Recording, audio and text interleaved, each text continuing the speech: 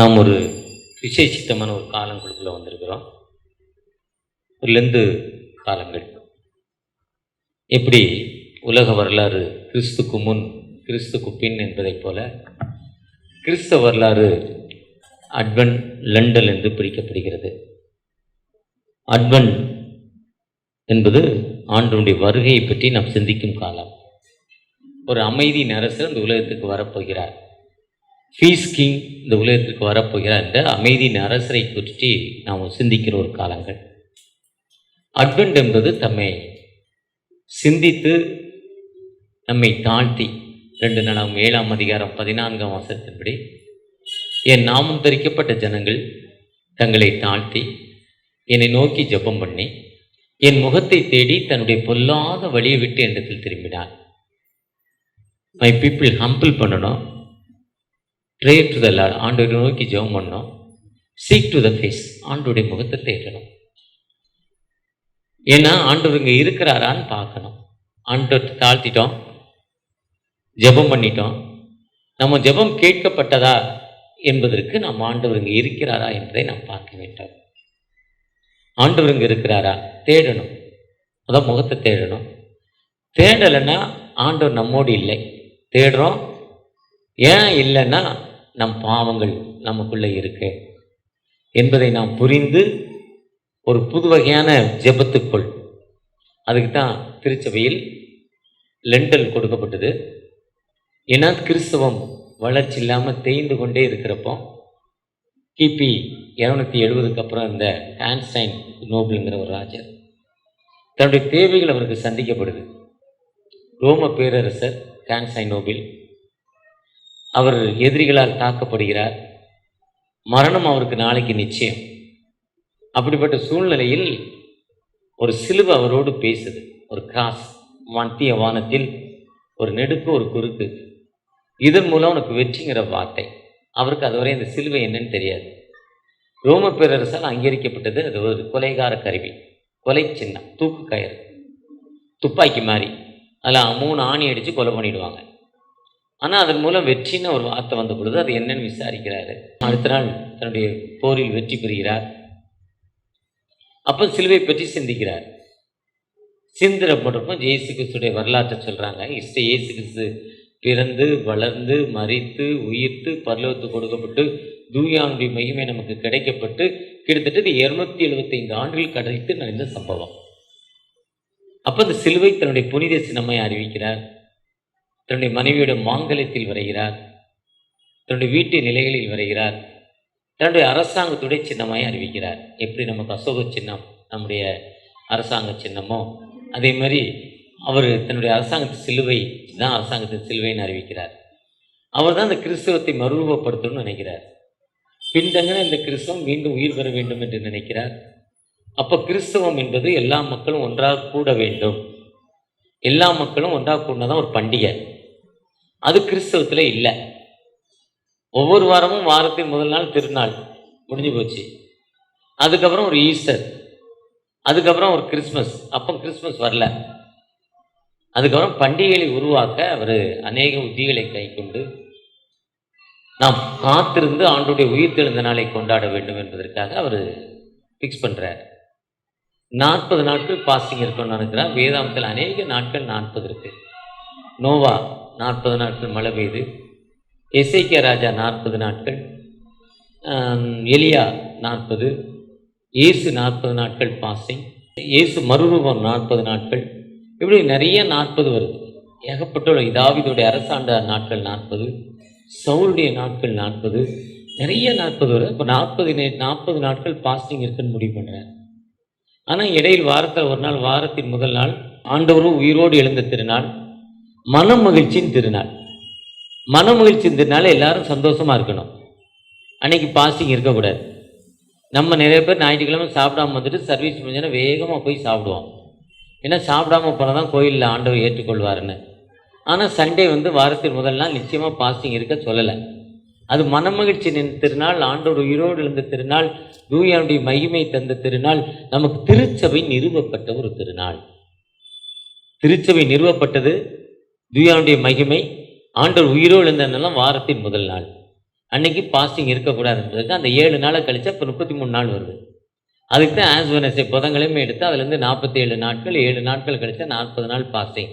நம்ம 40 நாளுக்கு இரவு பகல் 40 நாள் தான் பாடுவோம், 47 நாட்கள் பாட மாட்டோம். 40 நாள் பாஸ்டிங் தான் பாடுவோம். அப்போ சண்டே மார்னிங் என்னமோ நல்லா சாப்பிட்டுட்டு வந்துடணும். ஒரு மெசேஜுக்கு வந்து ஒரு பெரிய கோயில் 4000 பேர் உட்காந்துருந்தாங்க. மெசேஜ் ஆரம்பிச்சு 7வது நிமிஷம் ஒரு பாட்டி கீழே பொத்துன்னு விழுந்துட்டு 82 வயசு காலையில் சாப்பிடாம வந்துச்சு. ஒரு அரை மணி நேரம் மெசேஜ் பிரேக் ஆகிடுச்சு.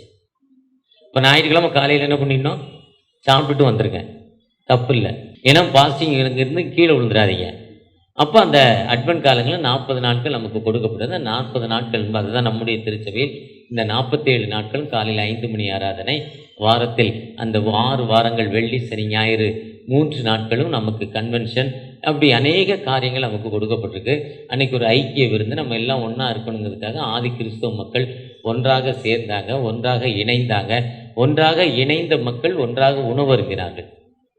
ஒன்றா கூண்ணா சனிக்கிழமை நைட்டு ஆதி கிறிஸ்தவ மக்கள்லாம் பவுல் காலத்தில் பேதுரு காலத்தில் உள்ள மக்கள், பேதுரடிகளுடைய காலங்களில் உள்ள மக்கள் ஒன்றா கூடி ஜெபம் பண்ணுறாங்க.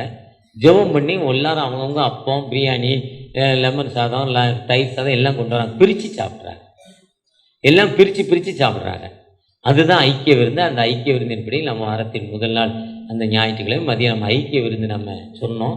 அன்றைக்கி இருக்க ஆயர்கள் ஏற்றுக்கொண்டு அன்போடு ஏற்றுக்கொண்டாங்க. இடையில வந்த ஆயர்கள்லாம் ஒரு சிலருக்கு தடை பண்ணாங்க. ஆனால் இன்றைக்கி அந்த ஐக்கிய விருந்து மக்கள் மத்தியில் ஒரு சிறப்பான உணவு. அப்படி நமக்கு ஐக்கிய விருந்து அப்படிப்பட்ட லென்த்து நாட்கள் நம்ம அனுசரித்து கொண்டிருக்கிறோம். லென்த்து நாட்களில் நமக்கு 6 வாரம் மீட்டிங், வெள்ளி சனி ஞாயிறு. 2 மீனை தொங்க விட்டுட்டாங்க. காலையில் இந்த மீனை மட்டும் பார்த்து தான் கதை சொன்னேன்.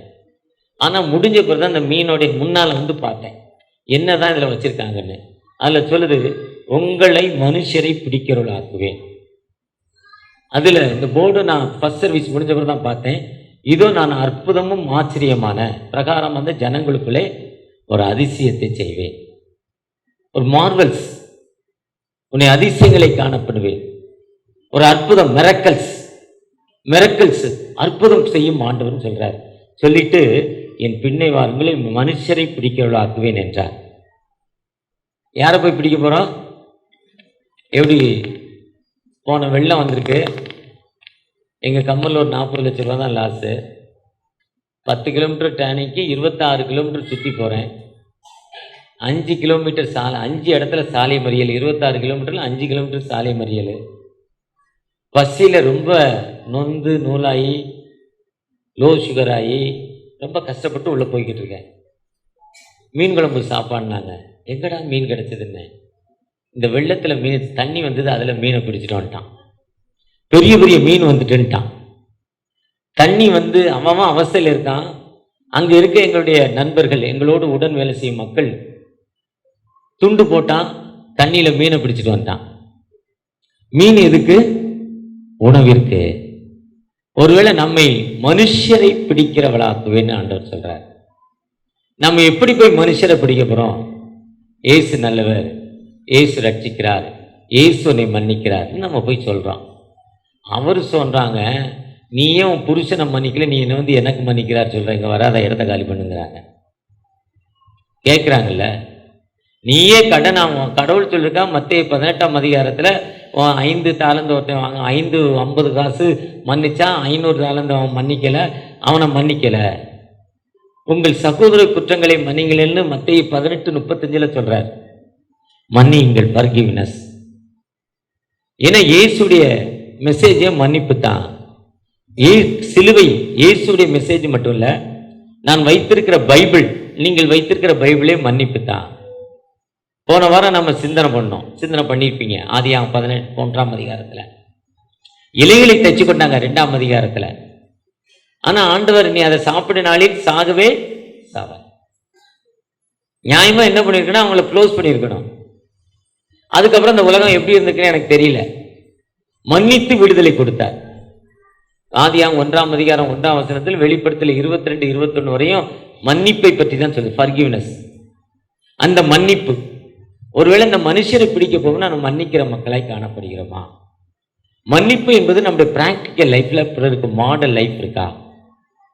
கடந்த நாளில் ப்ளூவே 2 வருஷத்துக்கு முன்னால் கொரோனாக்கு முன்னால் ப்ளூ வேல் ரொம்ப ரொம்ப தீவிரமாக இருந்துச்சு. கொரோனா வந்தோன்னா ப்ளூ வேலியை மறந்துட்டான். இப்போ கொரோனா வந்து முடிஞ்ச பிறகு இப்போ ரம்மி ஆட்டம் வந்திருக்கு. ரம்மி தீவிரமாக வாட்ஸ்அப்பில் மெசேஜ்லாம் வந்துக்கிட்டு இருக்கு. இந்த ப்ளூ வேலினா என்ன? திமிங்கலத்துக்கு பேர் மற்றொரு பெயர் ப்ளூ வேலாம், ப்ளூ வேலியா. ஒரு ஏரோப்ளேன், பெரிய ஏரோப்ளேன் 350 பேர் போகும். ஏன்னா அது 80 பேர் போகிற ஏரோப்ளேன் இருக்குது, 180 பேர் போகிற ஏரோப்ளேன் இருக்குது, 380 பேர் போகிற ஏரோப்ளேன் இருக்குது, 450 பேர் போகிற ஏரோப்ளேன் இருக்குது. அதே மாதிரி 3 மடங்கு பெருசு தான் அந்த ப்ளூ வேல், திமிங்கல மீன். ஒரு சாதாரண பெரிய யானையை விட 6 மடங்கு இடம் அதிகமாக. யானையை பார்த்துருக்கீங்க, செவுடனும் குருடனும் யானையை சித்தரிச்சாங்க. 2 குருடன். யானையுடைய கால் எப்படி இருக்குன்னா பில்லர் மாதிரி இருக்கும், தூண் மாதிரி இருக்கு. யானுடைய காது சொலவு மாதிரி இருக்கு, சொலவு தான் யானை காது. எப்படி 2 பேரும் சின்ன வயசுல படிச்சிருக்கோம் புத்தகத்தில். அப்படிப்பட்ட பெரிய யானை மாதிரி 6 மடங்கு எடையாம். பெரிய கப்பலை மாதிரி 2 மடங்கு எடையாம் ஒரு திமிங்கலத்துடைய எடை. அவ்வளோ எடை இருக்க ஒரு மீன் தான் யோனாவை விழுங்கிச்சு. ஒரு மீன் போய் யோனாவை விழுங்க முடியுமா? இன்னைக்கு மீனை முழுசாக பொறிச்சு விற்கிறாங்க, தலையை கூட எடுக்காம. இன்னைக்கு உணவு எங்கே பார்த்தாலும் ஃபுட் கோர்ட்டில், உணவு கலாச்சாரத்தில் வீட்டில் சாப்பிட்றத விட்டுட்டு ஹோட்டலில் சாப்பிட்ற காலம். இப்போ வீட்டில் சாப்பிட்டா பேடு, ஹோட்டலில் சாப்பிட்டா குட்டு. எங்கள் அம்மா காலத்தில் ஹோட்டலில் சாப்பிட்டா பேடு, வீட்டில் சாப்பிட்டா குட்டு. நல்லவன் ஹோட்டலில் சாப்பிடவனா எங்கள் அம்மா கேட்பாங்க, நல்லவன் போக மாட்டான், கெட்டு போனவன் தான் போவான். முந்தா நாள் நம்முடைய வசந்த் பேக்கரிக்கு ஒரு பிரச்சனை போன வாரம், ஜெபம் பண்ணிக்கோங்க. அவனுக்கு விரோதமான மக்கள் தீவிரவாதம் போய் அவங்க எல்லா இடத்தையும், அவனை வந்தது ஏதோ ஒரு பிரச்சனை, ஆனால் அவனுடைய ஹோட்டலெல்லாம் போய் செக் பண்ணுறாங்க.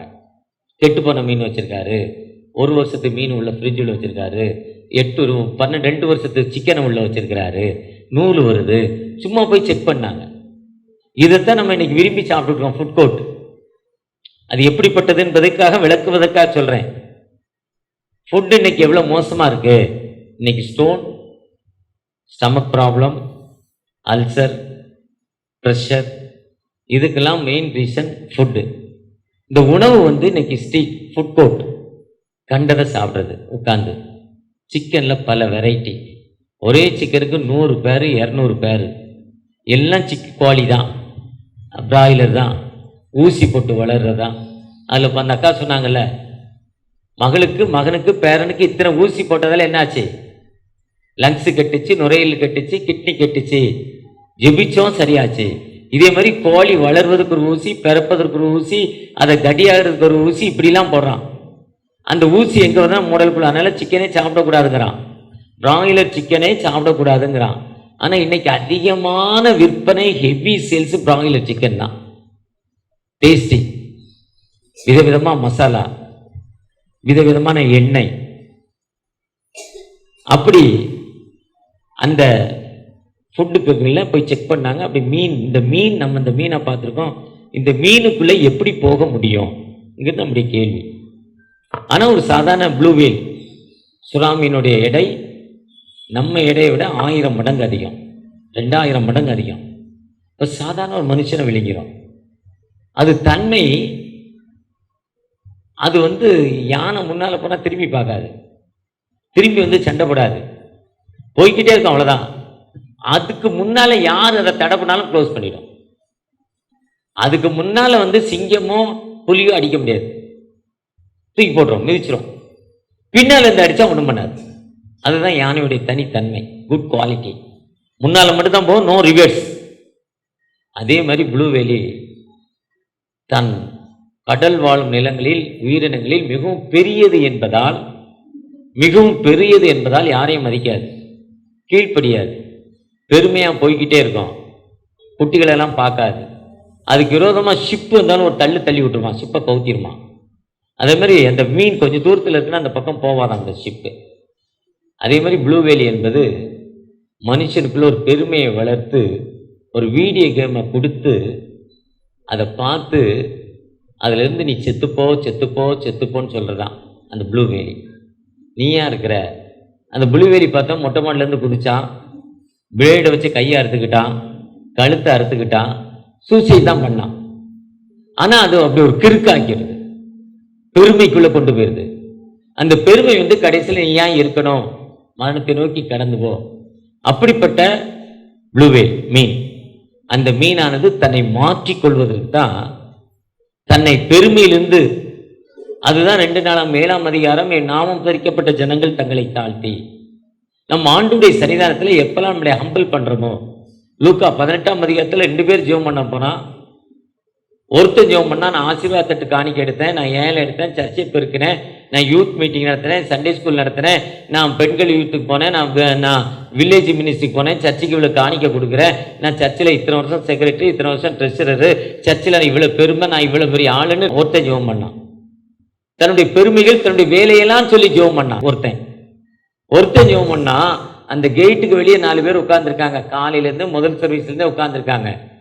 அவங்கள போல வெளியே நின்று, பாவியாகிய என்மேல் கிருபையாயிரும், பாவியாகிய என்மேல், அந்த ஜபம் தான் கேட்கப்பட்டது. இந்த பெருமை, தான் செய்த நல்லதை சொல்லி, கடவுளுக்காக உழைத்ததை சொல்லி, நான் அந்த மீன் பிடிக்க போறேன், இப்படி எல்லாம் மாட்டினேன், இப்படிலாம் செஞ்சேன்னு பெருமை எவன் பேசுறான்னு பெருமையுள்ள ஆண்டவர் எதிர்த்து நிற்கிறார். தன்னை தாழ்த்தி ஜெபம் பண்ணான். தன்னை தாழ்த்தி ஜெபம் பண்றப்போ அந்த ஜெபம் தான் கேட்கப்பட்டுச்சு. ஒருவேளை ப்ளூ வெல், அந்த திமிங்கலத்தை போல், நான் சரியான திமிங்கலண்டான்ங்கிறான்ல, திட்டுறப்போ சொல்லுவான், நான் சரியான திமிங்கலம் நீம்பேன். கோவம் வந்துருச்சுன்னா, திமிங்கலத்தை போல் பெருமை உள்ள மக்களாய் அல்ல, நம்மை தாழ்த்தி ஆண்டுடைய சன்னிதானத்தில் ஜெபிக்கிறப்போ நம்முடைய வாழ்க்கை மாற்றப்படுகிறது. நம்முடைய வாழ்க்கை மாற்றப்படுதுங்கிறப்போ நிறைய பேர் அதை பார்த்து மாறணும். பக்கத்து வீட்டுக்காரங்க மாறணும், இப்படி இருக்காங்களே. அந்த சாட்சியான வாழ்வை ஆண்டவர் எதிர்பார்க்கிறார். ஒருவேளை நான் பெருமைகளை பேசுறப்போ ஆண்டவர் அங்கே இல்லை. நாங்க யார் தெரியுமா, எங்க திறமை என்ன தெரியுமா, எங்க வேலை எவ்வளவு தெரியுமா, இதை பேசுறப்ப அங்க ஆண்டவர் இல்லை. ஒருவேளை நாம் ஆண்டவற்றை எப்படிப்பட்ட மக்களாய் வந்திருக்கிறோம். ஆண்டவரை நோக்கி, தகப்பனே எங்களோடு பேசுங்கப்பா, உம்முடைய கிருபை எங்களுக்கு தாங்க தகப்பனே, உம்முடைய இரக்கத்தை எங்களுக்கு தாங்க தகப்பனே நோக்கி பார்த்தோமா, நீங்க பேசுங்கப்பா. என் கண்மலையம், என் மீட்புரிமைய கர்த்தாவே, வாயின் வார்த்தைகளும் அமர்ந்திருக்கிற ஒரு இதயத்தின் தியானங்களும் சமத்தில் பிரீதியாய் இருப்பதாக. ஆமென். அன்புக்குள்ளே ஆண்டவரும் ரட்சகருமாகிய கிறிஸ்துவின் நாமத்தில் அனைவருடைய தாட் ஒரு ஃபிஷ்ஷோட படம், பிக்சர் இருக்கு. அதில் நம்ம பேர், நம்ம யாரை புதுசாக சர்ச்சைக்கு கூட்டிகிட்டு வராங்கிறது அதில் எழுதணும். அவங்களுக்காக ஜெபம் பண்ணணும். அவங்களோ ஜெபம் பண்ணி நம்ம சர்ச்சைக்கு அவங்கள கூட்டிகிட்டு வரணும். புதிய முயற்சி. ஏன்னா திருச்சபையில் அநேக மக்கள் திருச்சபை மெம்பரோட வாழ்க்கையோடைய பயன் மாற்றப்பட வேண்டும், வாழ்க்கை தரம் மாற்றப்பட வேண்டும். ஏன்னா கிறிஸ்தவன் ஒரு மதம் அல்ல, ஒரு மார்க்கம். மனம் மாறுதல்லாம் கிறிஸ்தவம். அப்படிப்பட்ட மனம் மாறுதலுக்கு நாம் அர்ப்பணிப்புள்ள மக்களாய் காண வேண்டும் என்பதுக்கு தான் ஃபிஷ்ஷை தொங்க விட்டுருக்காங்க, ஹேங்கிங்கில் தூக்கிக்கிட்டே இருக்கு. அதே மாதிரி நம்ம மற்றவங்களை பார்த்து நம்முடைய அன்பின் மூலம் அவங்கள கூட்டிகிட்டு வரணும்.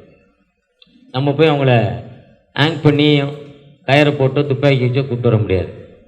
அவங்கள அன்பினால் கூட்டிகிட்டு வரணும்.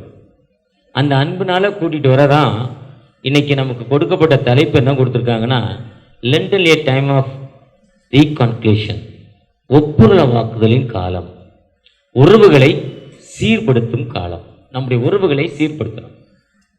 ஒரு அப்பா ஒரு மகன், அப்பா மகன்கிட்ட சொல்கிறாரு, ஊரை சுற்றக்கூடாதுடா, ஒழுங்காக படிக்கணும்டா, ஒழுங்காக காலேஜுக்கு போகணும், பீச்சு பார்க்கு ஹோட்டல்லாம் போகக்கூடாது, சர்ச்சுக்கு ஒழுங்காக வரணும், சர்ச்சில் உள்ளே வந்து உட்காரணும், வெளியே பைக்கில் உட்காந்துருக்கக்கூடாது, சர்ச்சில் சர்வீஸில் அட்டன் பண்ணணும், சர்ச்சினுடைய ஆக்டிவிட்டீஸில் உன்னை அர்ப்பணித்து கொள்ளணும் இன்னும் அட்வைஸ் கொடுத்தாரு. ஆனால் ரோட்டில் இருக்கிறவன் ரோட்டில் தான் இருப்பான். இந்த உள்ள 4 தம்பிமார் உட்காந்துருக்கான், உள்ளே தான் உட்காந்துருப்பான். அப்போ அவன் உட்காந்துருக்கோம், என்னப்பா என்னையை மட்டும் சுற்றக்கூடாதுங்கிறீங்க, காலேஜ் 10 மணிக்கு 4 மணிக்கு முடியுது, பஸ்ஸு ஓசி ஸ்டூடெண்ட்டுக்கு நீ துட்டு கொடுக்க போகிறதில்ல, அங்கே இறங்கி ஒரு ரவுண்டு அப்படி போயிட்டு வரேன், இதில் என்னப்பா தப்பு சொல்கிறான். இல்லைடா அப்படிலாம் சுற்றக்கூடாதுன்னு அப்பா அட்வைஸ் கொடுக்குறாரு அந்த மகனுக்கு. அவன் கேட்குறான், ஏசு மட்டும் ஊரை சுற்றினார, சுற்றி திரிந்தாருன்னு சொல்லியிருக்க, அது என்ன நான் ஏன் சுற்றக்கூடாதுன்னு கேட்குறான். ஏசு சுற்றி திரிந்தார் இருக்குல்ல, கலிலேயா போனார், சமரியா போகிறாரு, எருசலேம் போகிறாரு, காட்டுக்கு பகுதிக்கு போகிறாரு, போட்டில் போகிறாரு, வனாந்தரத்துக்கு போகிறாரு. இயேசு மட்டும் சுற்றி திரிந்தாரு, நான் ஏன் சுற்றக்கூடாதுன்னு அப்பாட்ட திரும்பி ஒரு கேள்வி ஆப்ஷன் கொடுத்தான். அப்பா கேட்டார், இயேசு சும்மா சுத்தலடா. அப்போஸ்தலர் 10ஆம் அதிகாரம் 38ஆம் வசனம் சொல்லுது, நசரனாய் இயேசுவை தேவன் பசுத்த ஆவியினாலும் வல்லமையினாலும் அபிஷேகம் பண்ணினார். அவர் நன்மை செய்கிறாரும் பிசாசின் கட்டுகளை உடைத்தறிகிறான் சுற்றி திரிந்தார். அவர் சும்மா ஊரை சுத்தலன்னு சொன்னார். ஒருவேளை நான் ஊரை சுற்றுறது நியாயம் இருக்கணும், ஊரை சுற்றுறதுல ஒரு நியாயம் இருக்கணும். சும்மா ஊரை சுற்றுறதுல என்கிட்ட ஒரு ஏஜெண்ட், ஆதி காலத்தில் ஒரு ஏஜெண்ட் உண்டு என்கிட்ட, எனக்கு ரொம்ப பிடிச்ச தம்பி. அவங்க கூட சேர்ந்து ஒரு 10 பேர் இருக்காங்க. எல்லாம் பெரிய பணக்காரனாக இருக்கான். அவன் மட்டும் இன்னும் சாதாரண ஒரு ஆளாக இருக்கான். என்னடான்னா 200 ரூபாய்க்கு பெட்ரோல் போடுவான், பெட்ரோல் காரியான வீட்டுக்கு வந்துடுவான். என்கிட்ட 6000 ரூபா வாங்குவான், ஒரு நாளைக்கு 200 ரூபாய்க்கு பெட்ரோல் ஃபுல் பண்ணுவான், டேங்க் ஃபுல்லாகிரும், பெட்ரோல் காரியான வீட்டுக்கு வந்துடுவான். சும்மா சுற்றி வந்து இன்றைக்கும் அதே நிலைமையில் தான் இருக்கேன். இன்றைக்கி நான் 6000 ரூபா தர முடியாதுப்பான்னு ரொம்ப நாள் ஆச்சு, கொடுக்க மாட்டேன்ட்டேன், நீ சும்மா சுற்றுறேன்னு. இன்னும் அவன் திருந்தலை. இன்னும் கஷ்டம், வேதனை, உணவுக்கு வர அவன் ஒய்ஃப் வேலைக்கு போய் கொத்தனார் வேலைக்கு போய் தான் அவன் ஒய்ஃப் சோறு போடுது அவனுக்கு. ஆனால் அதே நேரத்தில் மற்றவங்களாம் ரொம்ப நல்லா இருக்காங்க. சும்மா சுற்றி வந்து ஒன்றும் யூஸ் இல்லை. அப்போ சுற்றி வராமல் ஆண்டுடைய அழைப்புக்கு நாம் ஏற்ற மக்களாய் காணப்பட வேண்டும். ஆண்டுடைய அழைப்பு நமக்கு என்ன இருக்கு, ஆண்டுடைய காலிங் என்கிட்ட என்ன இருக்கு. இப்போ நம்மகிட்ட சானிட்டரி இன்ஸ்பெக்டர் இருக்கார், அருள் செல்வதாஸ். அநேகருக்கு உதவி செய்கிற ஒரு தம்பி. எந்த நேரத்திலையும் லஞ்சம் வாங்காமல், இன்னைக்கு லஞ்சம் வாங்காத ஒரு மனுஷன். வாங்குறவனை பற்றி அவன் கவலைப்படுறதும் இல்லை, அவன் வாங்குறான்னு கவலைப்படுறதும் இல்லை, இவர் வாங்குறதில்லை. அவனை மாதிரி ஒரு ஆள் இருக்க போய் தான் ரயில் ஓடுதுன்னு ஒருத்தர் சொல்கிறார். ஒருத்தர் போய் எங்கள் அண்ணன் ஒரு வேலையாக பேசினார். அவர் லஞ்சம் வாங்க மாட்டார், எங்கள் ஊருக்கார். அப்போது அவர் லஞ்சம் வாங்கணுன்னா எங்கள் அண்ணன் என்னென்ன இப்படி இருக்கீங்களேன்னார். அவர் சொன்னார், தம்பி கோயில், என் ஒய்ஃபும் பைத்தியக்காரங்கிறா, என் மகனும் பைத்தியக்காரங்கிறான், நீ என்னைய பைத்தியக்காரன்னு சொல்கிற. எனக்கு தெரியும் நான் ஒரு ஆள் தான் லஞ்சம் வாங்கலை, மற்றவெல்லாம் லஞ்சம் வாங்குறான். எதுக்கு நான் ஒரு ஆள் லஞ்சம் வாங்காமல் இருக்கேன்னா, நான் ஒரு நாள் ரிட்டையர்ட் ஆகி எங்கள் ஊருக்கு போவேன், சென்னையில் ஏறி தென்காசிக்கு போகணும். நானும் லஞ்சம் வாங்கிட்டா ஒருத்தன் இன்ஜினை விற்றுருவான், ஒருத்தன் காடு பெட்டியை விற்றுருவான். அது விற்காமல் இருக்குன்னா ஒரு ஆளாவது லஞ்சம் வாங்காமல் இருக்கேன், இதே மாதிரி லட்சத்தில் ஒருத்தரமாவது இருக்கணும்னாதான். அதுதான் நம்முடைய அருள் செல்வதாஸ். அவரால் முடிஞ்ச உதவி செய்வார், லஞ்சம் வாங்க மாட்டார், லஞ்சம் வாங்காத ஒரு மனிதன். அதே மாதிரி கடவுள் ஒவ்வொருவரையும் ஒரு அழைப்புக்கு அழைத்திருக்கிறார். ஒரு டாக்டர்கிட்ட போனால், நீ பொம்பளை நான் உன்னைய பார்க்க மாட்டேன், நீ ஆம்பளை உன்னைய பார்க்க மாட்டேன், நான் வந்து ஜாதி உன்னைய பார்க்க மாட்டேன்னு சொல்லுவாரா டாக்டரு? ஒரு டிரைவர் சென்ட்ரலில் இறங்கி ஆட்டோவில் வீட்டுக்கு போனால், இல்லை உங்கள் பொறுக்குப்பேட்டைக்கு வரக்கூடாதுன்னு அவர் சொல்கிறதுக்காக பப்ளிக் லைசன்ஸ் கொடுத்துருக்காங்க. பேட்ஜ்னு அதுக்கு பேர். எந்த இடத்துக்கு கூப்பிட்டாலும் என்ன பண்ணணும், போகணும். அதுதான் பேட்ஜ், அதுதான் பப்ளிக் டிரைவரோட வேலை. இந்த ஊருக்கு வரமாட்டேன், இந்த இடத்துக்கு வரமாட்டேன்னு சொல்லக்கூடாது. அவர் சொன்னால் அவர் பேட்ஜ் கேன்சல் ஆகிடும், கேன்சல் பண்ணிடலாம். அதுதான் பப்ளிக் டிரைவருடைய ஒரு வேலை. ஒருவேளை ஒரு இன்ஸ்பெக்டர், இல்லைங்க உங்கள் தெருவுக்கு வர முடியாதுங்க, உங்கள் தெருவில் நல்லவங்க இல்லைன்னு அந்த இன்ஸ்பெக்டர் சொல்ல முடியுமா? ஃபயர் சர்வீஸ் தீ பிடிச்சுன்னு சொன்னால் 101க்கு 103க்கு ஃபோன் பண்ண, 101 103 ஃபோன் பண்ணோன்னே வேகமாக வருவாங்க. எதுக்கு தீ பிடிச்சதில்ல, முதலாவது தீ அணைப்பாங்க. அதுதான் அவருடைய ஒர்க்கு. மிலிட்ரி மேன் எங்கே நம்முடைய தேசத்தை விட்டு ஆக்கிரமிப்புனா அவங்கள போய் பிடிக்கதான். அதே நேரத்தில் இது அவங்களுக்கு கடமை மட்டுமல்ல, யாருக்கு எப்போ செய்யணுங்கிறதில்ல, ஏற்றத்தாழ்வு பார்க்காமல் செய்ய வேண்டும். ஜாதி, மதம், இனம், மொழி என்ற ஏற்றத்தாழ்வு பார்க்காமல் பிறருக்கு உதவுகிற மக்களாய் காணப்பட வேண்டும். அதுதான் டாக்டர், அதுதான் டிரைவர், அதுதான் காவல்துறை, அதுதான் ஃபயர் சர்வீஸ், அதுதான் சானிட்டரி இன்ஸ்பெக்டர் வேலை. ஏற்றத்தாழ்வு இல்லாமல் எல்லா மக்களுக்கும் உதவி செய்கிற மக்களாய் காணப்பட வேண்டும். ஏற்றத்தை எதையுமே சொல்லக்கூடாது. ஏன்னா 1 கொரிந்தியர் 1ஆம் அதிகாரம் 2 கொரிந்தியர் 1:9 சொல்றது, அழைக்கிறவர் உண்மையுள்ளவராயிருக்கிறார். உங்களை அழைத்த ஒரு உண்மை, அந்த அழைப்பிற்கு நாம் பார்த்தவான்களாய் நடக்கப்பட வேண்டும். ஒருவேளை இன்னைக்கு இந்த மீனை போய் நான் பிடிச்சிட்டு என் மக்களை நான் பிடித்து வர ஆண்டவர் உங்களை நான் அழைக்கிற ஆண்டவர்கிட்ட நாம் பாத்திரவான்களாய் காணப்பட வேண்டும். பாத்திரவான்களாய் காணப்பட நான் எப்படிப்பட்ட மக்களாய் இருக்கிறோம்? அழைத்த அழைப்பிற்கு நாம் பாத்திரவான்களாய் காணப்பட நாம் எப்படிப்பட்ட மக்களாய் காணப்படுகிறோம்? அழகா ஆதியாகமம் 45ஆம் அதிகாரத்தை வாசிக்க கேட்டோம். யோசேப்புடைய சரித்திரம் பிடிச்ச சரித்திரம், எல்லாத்துக்கும் ரொம்ப பிடிக்கும். எல்லாரும் நல்லா சொல்லுவோம். ஒவ்வொருத்தரும் ஒரு விதமாக அந்த கதையை சொல்லுவோம். ஸ்டோரி இப்படிதான் இருந்திருக்கணும், நல்ல வித்தியாசமாக. ஏன்னா எல்லாத்துக்கும் அது ஒரு பிடித்த ஒரு பகுதி, ரொம்ப ஒரு தெளிவான பகுதி. யோசேப்பு அந்த 45ஆம் அதிகாரத்தில் சொல்கிறப்போ தன்னை சிந்தனை பண்ணுறார். முதலாவது தன்னை டெஸ்ட் பண்ணுறார். அவங்க சகோதரர்களை பார்த்த உடனே அழுகிறான். எதுக்கு அழுதான்னா, 17 வயசுல கிணத்துல தூக்கி போட்டியடா அப்பா, அங்க பாம்பும் பலியும் தாண்டா இருந்தது அப்பா, தூக்கி போட்டியடா. அதுல ஒரே ஒருத்தருக்கு ஆண்டவர் எண்ணத்தை கொடுக்குறார், யூதாக்கு. ஏய் தம்பி இல்லை, கூட பிறந்தவன் இல்லை, இருமை பிறக்க முடியுமா, ஒரு அம்மா இல்லை, அவனுக்கு அப்படிப்பட்ட ஒரு எண்ணங்களை ஆண்டவர் உருவாக்குறார். 10 பேர்ல ஒருத்தனுக்கு அப்படிப்பட்ட எண்ணம் வருது. ஏன்னா இவனும் சேர்ந்துருந்தா அன்னைக்கு அவனை கொண்டிருப்பாங்க. கொல்ல வேண்டாண்டா, கிணத்துல தூக்கி போட்டுருவான். கிணத்துல தூக்கி போட்ட பிறகு திரும்ப ஒரு யோசனை, கூட பிறந்தவன்ல என்ன பண்ணிட போறான், டே இந்த இஸ்மவேலை வரான், அவன்கிட்ட கொடுத்துடலாண்டா, பொழைச்சிக்குவான், கொடுத்துருவான்டா. அந்த திங்கிங் அவன் சொல்றப்போ 9 பேரே இல்லை நான் அவனை கொல்லுவோன்னு அவனுக்கு எண்ணம் வரல, அவனை நான் வெட்டிடுவேங்கிற அந்த எண்ணம் அவங்களுக்கு வரல. அந்த உபயோகப்படுற தன்மை ஆண்டவர் அப்படிப்பட்ட ஒரு எண்ணத்தை உங்களுக்குள்ள கொடுக்கிறார். ஏன்னா என்னை ஆட்டி படைக்கும் ஆண்டவர் என்னோடு இருக்கிறார். அழகா சொல்றப்போ, யாக்கோபு சொல்றப்போ, அப்படி சித்தத்துக்கு ஒப்பு கொடு, அப்படி சித்தம் இல்லாம எதுவுமே நடக்காது. யோபு சொல்றப்போ, நன்மை பெற்ற நாம் தீமையை பெற வேண்டாமோ, கர்த்தர் கொடுத்தார், கர்த்தர் எடுத்தார், கர்த்தருடைய பரிசுத்த நாமத்துக்கு தோத்திரம். ஆபிரகாமிட்ட கூப்பிட்டு, உன்னை ஒரே பேரான, உன்னை ஒரே ஏக புதல்வனும் உன் சொந்த மைந்தனும் நீ விசுவாசிக்கணும், கொண்டாது பலியிடுனா அவருடைய சித்தத்துக்கு ஒப்பு கொடுத்துட்டார்ல. அந்த எண்ணம் வந்துருச்சுல அவருக்குள்ள. நீங்க தண்ணிக்கப்பா 100 வயசுல உங்களுக்கு கொடுத்துட்றேன், ரெடியா கொடுத்துட்டார்ல. அப்படி அவர் ரெடியா யோசிப்பு இதெல்லாம் திங்க் பண்றார். அங்க வந்தேன், நல்லவனா இருக்கும்னு நினைச்சேன், ஆனா நல்லவனுக்கு என்ன இல்லை, காலம் இல்லை, வாழ்வு இல்லை சொல்றார். சொல்லியிருக்கலாம், ஆனா சொன்னதா வேதம் சொல்லப்படல. நல்லவனுக்கு என்ன இல்லை, இருந்தாலும் என் உண்மையை விட்டு அவர் வெளியே போல.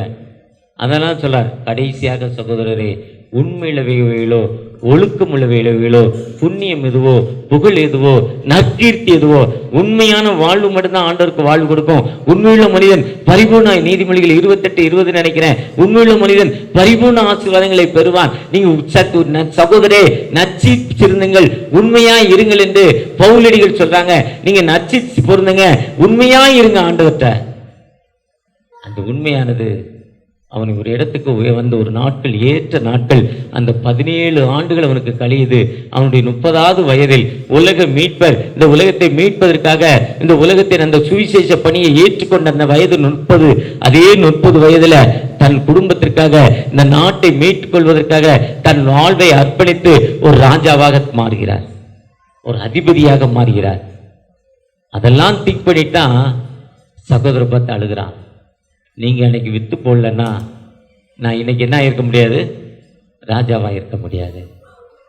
ஆனா இன்னைக்கு எப்படி இருக்குன்னா, பழி வாங்குற படலம் மட்டும்தான். என்னைய சொல்லிட்டல, உன்னைய டிரான்ஸ்ஃபர் பண்ணியே அனுப்புறேன், என்ன பண்ணு பாரு. இன்னைக்கு பழி என்னைய சொல்லிட்டு முதல்ல தூக்கி அவனை விட்டு கொடுக்கிற தன்மை இல்லை, பழி வாங்குற தன்மை மனிதனுக்குள்ள. அந்த பழி உணர்ச்சி ஒவ்வொரு மனிதன் இருக்கு. ஒருவேளை 1,00,000 பேர்ல ஒருத்தன் தான் பழி உணர்ச்சி இல்லை.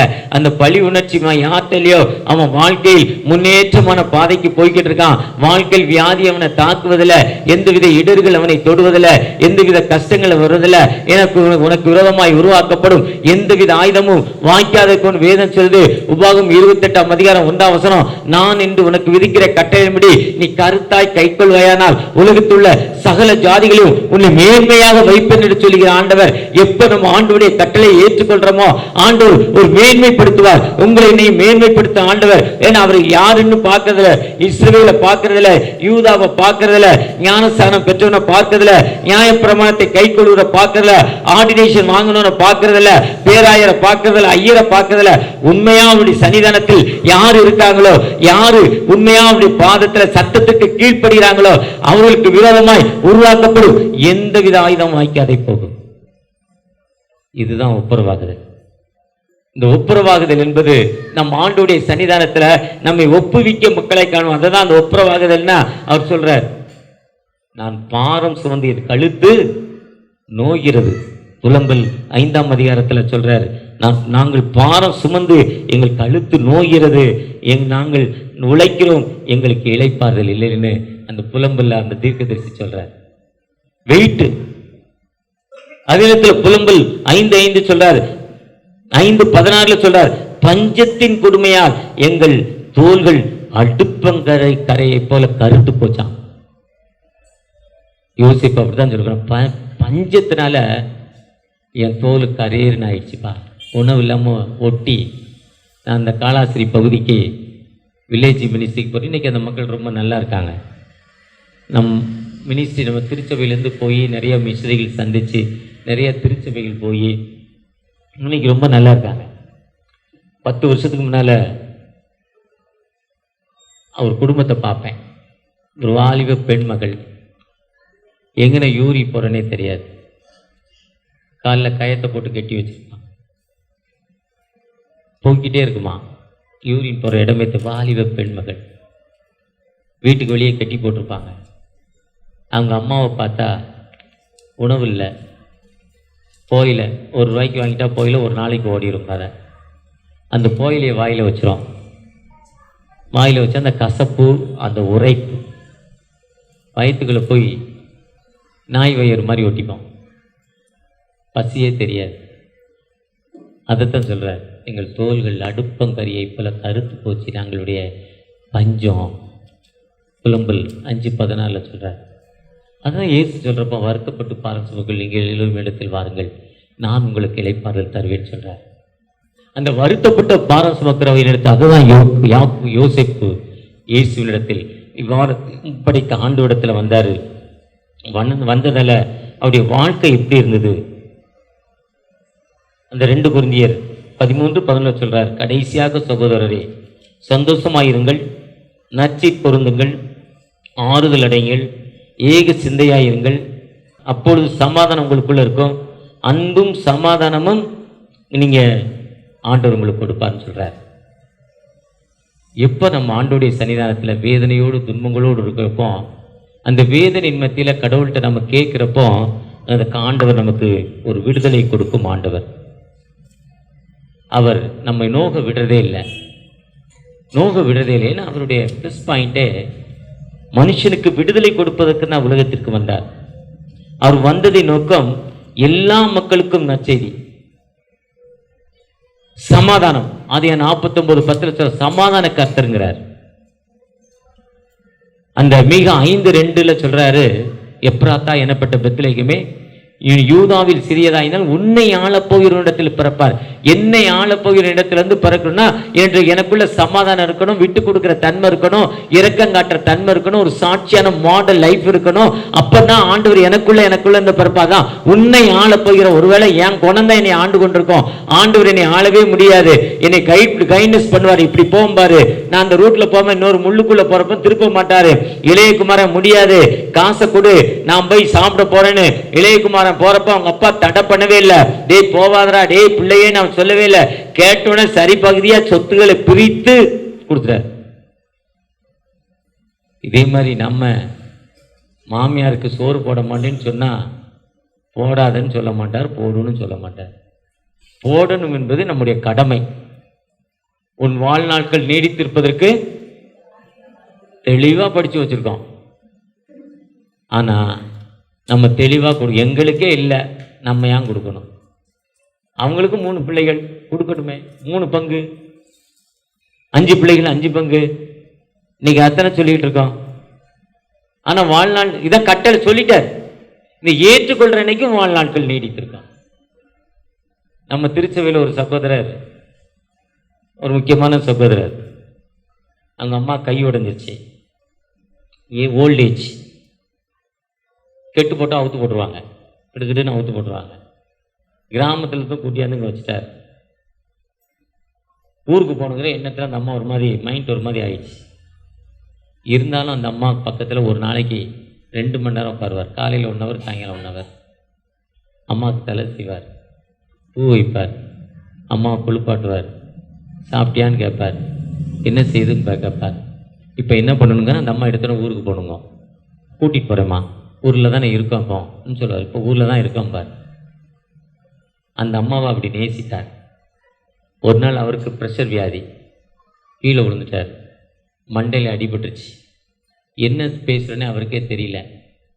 டாக்டர் சொல்லிட்டார், குறிப்பிட்ட டைம் ஃபிக்ஸ் பண்ணிட்டார். ஆனால் இன்றைக்கும் எவ்வளோ பேருக்கு வாழ்வு கொடுத்து கொண்டு இருக்கிறார். அந்த அம்மாவுக்கு செய்த நன்றி உன் வாழ்நாட்கள் நீடித்திருக்கான். இதுதான் பைபிள். நீ அம்மாவுக்கு சோறு போட, ஏன்டா சோறு போடலன்னு கேட்கவே மாட்டார். தோத்திரம் ஒரு எண்ணம் வருது, 5 பிள்ளையை 5 பங்கா கொடுக்க, தோத்திரம் போ. உனக்கும் ஒரு காலத்தில் அதான், எதை விதைச்சோமோ அதுதான் கிடைக்கும். புளிய மரத்தை விதைச்சிட்டு வேப்ப மரத்தை எதிர்பார்க்க முடியுமா? வேப்ப மரத்தை விதைச்சிட்டு கொய்யா மரத்தை எதிர்பார்க்க முடியுமா? முடியாது. ஒப்புரவாகல் என்பது நம்மை நாமே சிந்தித்து நாம் எப்படி ஒப்பு கொடுக்கிறோம். நம்ம என்ன விதைச்சோமோ அதுதான் கிடைக்கும். பிஷப் கிறிஸ்தாஸ் ஐயா சொல்லுவாங்க, நான் படித்த வேதாம கல்லூரியில் ஜாதியை பேசுவாங்க. இன்னைக்கு வருமானமே இல்லை, ரொம்ப பின்தங்கின நிலைமையில் இருக்கு. அவரை கேட்டால், அண்ணன் அவன் விதைச்சது ஜாதி, அவன் அப்படித்தான் இருப்பான் பார். என்ன விதைச்சாலும் அதானே அவன் கிடைக்கும். யோசிப்பு சகோதர திட்டலியே, ஆண்டவரை திட்டலியே, போத்திபார திட்டலியே, மனைவியோட மோசமானவன் காட்டி கொடுக்கலையே, மனைவினால தான் அவன் இப்படி ஓடியாந்தேன்னு சொல்லலையே, ஜெயிலில் வந்து என்னை மறந்துட்டு போயிட்டேன்னு ஒருத்தனை சொல்லலையே. ஏற்ற காலத்தில் உயர்த்திக்க ஒழுக்கும்படியே ஆண்டுடைய கைக்குள் அடங்கி இருந்தார். அதுதான் அதிதின் காலத்தில் ஆண்டவர் நேர்த்தியாய் செய்திருக்கிறார். ஆள ஒரு காலம் உண்டு, துக்கிக்க ஒரு காலம் உண்டு, சிறைக்கு ஒரு காலம் உண்டு. ஆண்டவர் அதிதின் காலத்தில் நேர்த்தியாய் செய்திருக்கிறார். ஆண்டவர் அதிதின் காலத்தில் நேர்த்தியாய், சரியா. ஆனா நேர்த்தி வர்றப்பவும் பெருமைப்படல, விட்டு கொடுக்கிறார். அந்த காலங்கள் வர்றப்போ இயேசு யோவான் 2ஆம் அதிகாரம், ஏற்ற வேலைன்னு வரலம்மா, என் வேலை நீ வரல. அங்க பிரச்சனை வரக்கூடாது, எனக்கு தெரியும். கல்யாண வீட்டில் மாப்பிள்ளை வீட்டுக்கு சோறு போடலான்னு தகராறு, பொண்ணு வீட்டுக்கு சோறு போடலான்னு தகராறு. சமபங்கா பார்க்கணும். எங்க குடும்பத்தை தான் முதல்ல சாப்பிட வைப்பேன்னா அவன் அன்னைக்கு ஆரம்பிக்கிற பிரச்சனை தான் கல்யாண வீடு. நிறைய டைவர்ஸ்ல எல்லாம் போய் முடிஞ்சிருக்கு. பொண்ணு வீட்டுக்காரங்க மாப்பிள்ளை வீட்டை கவனிக்க மாட்டாங்க, மாப்பிள்ளை வீட்டுக்காரங்க பொண்ணு வீட்டை கவனிக்க மாட்டாங்க. அதுதான் விருதுநகர், அருப்புக்கோட்டை. கல்யாணம் முடிஞ்சோன்னா பொண்ணு வீட்டுக்காரங்க தனியாக சோறு கொடுக்கணும், மாப்பிள்ளை வீட்டுக்கு தனியாக சோறு கொடுக்கணும். கல்யாணம் ஒரு இடத்துல முடிஞ்சோன்னா அவங்கவுங்க சத்திரத்துக்கு போயிடும். மாப்பிள்ளை வீட்டு பந்தி இந்த சத்திரத்தில் இருக்குன்னா அந்த சத்திரத்துக்கு போயிடணும். இன்னைக்கு நடந்துகிட்டு இருக்கு. பிரச்சனை வரக்கூடாது என்பது ஒரு நோக்கத்துக்கு தான். அதுக்கு இயேசு முதலாவது வாழ்க்கையின் பயணத்தை, ஒரு அற்புதத்தை ஒரு திருமண வீட்டில் நடக்கிறார். திருமண வீடு என்பது ஐயா, இரு குடும்பங்கள் ஒன்றாக்கப்படுகிறது. என்னைக்கு திருமணம் முடிஞ்சதோ இந்த வீட்டிற்கு இவர் தான் தலைவர், இந்த அம்மா தான் தலைவி. அதுவரை இவங்க மகனா இருந்தவர். திருமணம் ஆனவனா அந்த வீட்டுக்கு அவர் தான். அப்ப திருமண லைஃப் தான் ஃபர்ஸ்ட் லைஃப். ஆணும் பெண்ணுமாய் உருவாக்கினார், ஏற்ற துணையோடு உருவாக்கினார். இதுதான் வேதம். அதுதான் அந்த முதல் வாழ்க்கை பயணத்துல பிரச்சனை வரக்கூடாதுங்கிறத அங்க ஒரு காஸ்பல், ஒப்புரவாகுதல், விட்டு கொடுக்கும் தன்மை. திராட்சரசம் இல்லைன்னா, திராட்சரசம் தரலையேன்னு யாரு கொடுக்கணும்? ஒருவேளை ஒரு குரூப் மாப்பிள்ளை வீட்டில் கொடுத்தாங்க, ஒரு குரூப் பொண்ணு வீட்டில் கொடுத்தாங்க. யார் வீட்டில் கொடுத்தாலும் குறை இருந்தா குறை தான். அதுதான் கடைசியா சிலுவை முறையத்துல இரு திறத்தையும் ஒன்றாக்கி சிலுவையில் ஆணி அடித்து மறைச்சிட்டாருங்க. 2 பேரையும் சிலுவை, பகையை சிலுவையினால் கொன்று, பகையை சிலுவையினால் கொன்று, பகையை ஆணி அடித்து கொண்டுட்டார். சிலுவையில் ஆணி அடித்து வெற்றி சிறந்து விட்டார். எல்லாரும் நினைச்சாங்க இயேசுடைய சாப்டர் முடிஞ்சு போச்சுன்னு. அவர் கூட இந்த சீஷர்கள் நினைச்சாங்க இயேசுடைய சாப்டர் முடிஞ்சு போச்சுன்னு. நாமும் அப்படித்தான் நினைச்சிருக்கோம். கிறிஸ்தவத்துக்குள்ள வந்தோடனே எங்க அப்பா சொத்து கொடுக்கல, எங்க அம்மா சொத்து கொடுக்கல, இந்த சமூகம் என்னை சேர்த்து கொள்ளல, இந்த சமூகம் என்னை கைவிட்டதுன்னு நாமும் அப்படித்தான் நினைச்சுக்கிட்டு இருக்கோம். ஆனா இல்லைங்க, ஆண்டவர் வெற்றி சிறந்து இன்று உயிரோடு இருக்கும் ஆண்டவர். அந்த உயிரோடு இருக்கும் ஆண்டவர் ஒரு காலம் நம்மை கைவிட மாட்டார். அந்த ஆண்டவர் எப்பொழுது நம்மோடு கடந்து வந்து நமக்கு எல்லா நிலையிலும் ஆசீர்வதித்து விடுதலை கொடுக்கும் ஆண்டவர். அதான் வாசிக்க கேட்ட சங்கீதம் 85:1, கர்த்தர் தேச தேசத்தின் மேல் பிரியம் வைத்து, தேசம் என்பது மக்கள் கூடியதான் தேசம், பிரியம் வைத்து அக்கிரமத்தை மன்னித்து, 2வது வசனத்துல நம்முடைய அக்கிரமங்களை மன்னித்து அந்த சிலுவையில ஆணியடித்து கொலை செய்து அக்கிரமங்களும் எங்க குறைவதோ அங்க போய் குறையை சரி பண்ணி நமக்கு வாழ்வு கொடுக்கும் ஆண்டவராய் காணப்படுகிறார். அந்த வாழ்வு கொடுக்கும் ஆண்டவர், நாம் அந்த வாழ்வை யோசேப்பை போல நாம் விட்டு கொடுக்கிற மக்களாய் காணப்படுகிறோமா? அந்த யோசேப்பை போல நாம் பிறருக்கு நம்மை நேசிக்கிற மக்களாய் காணப்படுகிறோமா? நம்ம கோயிலுக்கு போனால் மட்டும் போதாது, சர்ச்சுக்கு வந்தால் மட்டும் போதாது, வேதத்தை மட்டும் வாசித்தா போதாது, அதன்படி நடக்கிற மக்களாய், அதன்படி நான் நடக்கிற மக்களாய், விட்டு கொடுக்கிற மக்களாய் காணப்படணும். ஏற்கனவே இது பல முறை சொல்லப்பட்ட ஒரு சம்பவம். மரியன் உபதேசியார் கர்த்தரின் பந்தியில் வா, கோயில்பட்டி பக்கத்தில் 7000 பண்ணை, ராக்லன் துரை வாழ்ந்த ஒரு பகுதி. ராபர்ட் கிளைவ் திருநெல்வேலி மாவட்ட கலெக்டராக இருக்கிறாரு. கலெக்டராக இருக்கிறப்போ திருநெல்வேலி மாவட்டத்தில் பாஸ்டர் ஸ்காலர்ஷிப்பில் கலந்துக்கிறார். ராபர்ட் கிளைவ் கலந்து கொள்கிறப்போ சில வருஷங்களுக்கு முன்னால் ராக்லன்கிற ஒரு மிஷினரி வந்தாங்களே, அவங்களுடைய கல்லறை எங்கே இருக்குன்னு கேட்குறாரு. அவங்க சொல்கிறாங்க, சாத்தூர்லேருந்து 15 கிலோமீட்டர், கோயில்பட்டி போனாலும் 15 கிலோமீட்டர், சிவகாசி போனாலும் 15 கிலோமீட்டர். 7000 பண்ணை, 7000 பண்ணையிலேருந்து 15 கிலோமீட்டர் பனையடிப்பட்டி. பனையடிப்பட்டியில் ஊருக்கு கிழக்க ஒரு ஊர், ஊருக்கு கிழக்க யார் இருப்பாங்கன்னு உங்களுக்கு நிறைய பேருக்கு தெரியும், பின்தங்கின மக்கள். அதுக்கப்புறம் ஒரு கல்லறை தோட்டம், அந்த கல்லறை தோட்டத்தில் அவர் கட்டின வீடு இருக்குது. அவரோட கல்லறை சிவகாசியில் இருக்குதுன்னு சொல்கிறாங்க. உடனே அந்த கல்லறையை பார்ப்பதற்கு ராபர்ட் கிளைவ் ஆசைப்படுகிறார்.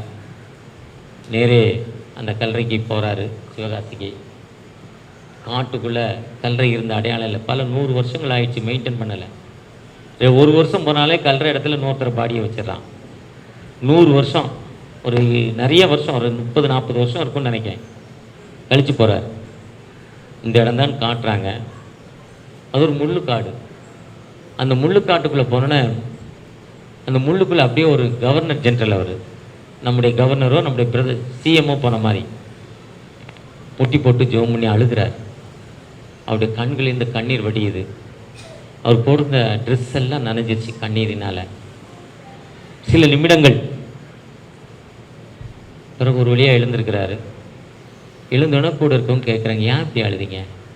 அவர் சொல்கிறாரு, இவங்க அப்பா ஒரு பெரிய கோடீஸ்வரன், எங்கள் ஐயா இவங்க வீட்டில் மாடு கழுவினார், சாணி அழுவினார், பாத்ரூம் கழுவினார். அவர் இறக்கப்பட்டு என்னை படிக்க வச்சார், இவங்க ஐயாவும் இவரையும் நீயும். இவர் மிஷினரியாக அங்கே வந்துட்டார். அவங்க இறக்கம் காட்டலைன்னா நான் இன்றைக்கி இன்னும் மாடு கழுவி தோட்டத்தில் வேலை பார்த்துட்டு இருப்பேன் வீட்டுக்கு பின்னால்.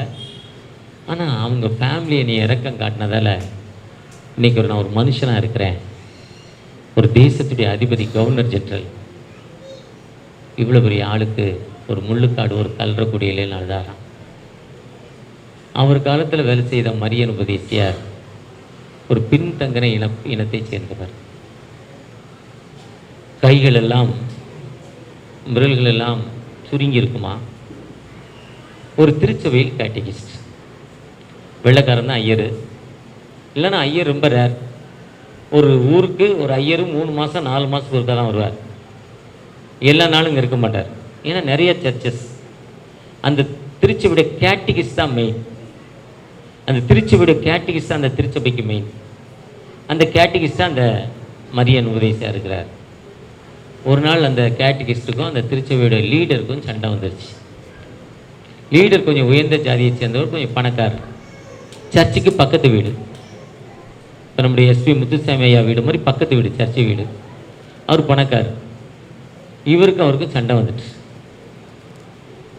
அந்த எலெக்ஷன் டைமில் சண்டை வந்த பொழுது 2 பேருக்குமே ஒரு விடாப்பிடி இருக்குது.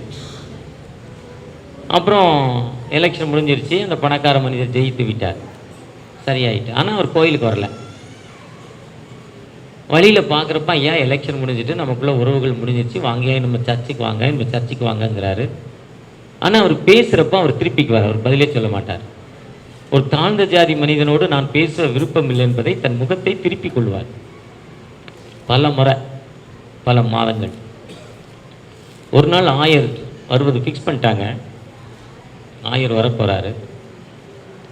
ஆயர் வரும்னா ஏதோ சகோதரர் ஒருமித்து வாசம் பண்ணுவது எத்தனை நன்மை எத்தனை இன்பமானது சொல்கிறோம்ல, அந்த ஒரு பேத்தில் நான் பங்கு பெறப்படுகிறாள். அவருடைய கூடாரத்துக்குள் பிரவேசிக்கிறோம். பரமபிதாவே உமக்கு விரோதமாக எங்கள் அயலோருக்கு விரோதமாய் இரக்கமுள்ள பிதாவை எங்கள் சுயதை நம்பி சேராமல் முடித்த தேவனுடைய அளவற்ற இறக்கத்தை நம்பி சேர்கிறோம். தாழ்மையான ஜெபம்லாம் சொல்கிறோம்ல, பரமநிலை ஜெபத்தை நாங்கள் எங்கள் குற்றங்களை மன்னிக்கிறதோ நாங்கள் பிறர் குற்றங்களை மன்னிக்கணும். இதெல்லாம் கர்த்தரின் பந்தியில் சொல்லப்படுற வார்த்தைகள். பாவியாய் என்மேல் கிருபையாயிரும், பாவியாய் என்மேல் கிருபையாயிரும் சொல்கிறோம்ல. அப்போ கம்யூனியன் சர்வீஸில் அவரை உதவி செய்யார். உள்ளே போகணும்னு அவர் வராமல் போக முடியாது, அவரோடு நமக்கு உறவு இல்லையே, அவர் என்கிட்ட பேசலையே, நான் அவர்கிட்ட பேசலையேன்னு ஐயர் இந்த வாரம் ஞாயிற்றுக்கிழமை உங்கள் கையில் கோயிலுக்கு வரேன்னு தபால் எழுதிட்டார். அவரை போய் பார்க்குறாரு. ஐயா வராங்க, வந்துருங்க சர்ச்சுக்கு, நம்ம உறவுகள் சரி பண்ணிக்கிடுவோம், சண்டே சரி பண்ணுவோம், சண்டே சரி பண்ணுவோங்கிறார். ஆனால் அந்த பக்கத்து வீட்டுக்காரர் சண்டே சரி பண்ணவே இல்லை. முதல் நாள் இவரை அடித்து விட்டார், வராதரா ஓடுறான்னு. இருந்தாலும் அடி வாங்கிட்டு ஐயா வாங்கன்னாங்க, வரல. ஐயர் வந்துட்டார், சர்வீஸ் போய்கிட்டு இருக்கு, கம்யூனியன் போய்கிட்டு இருக்கு. வருவார் வெளியே நிற்கார். அங்கே நம்ம ஜான் பீட்டரையா நின்ன மாதிரி ரோட்லேயும் நிற்பார், உள்ளேயும் பார்ப்பார், ரோட்லேயும் நிற்பார், உள்ளேயும் பார்ப்பார். கையில் கம்பு வச்சுக்கிட்டு ரோடையும் பார்ப்பார், உள்ளேயும் பார்ப்பார்.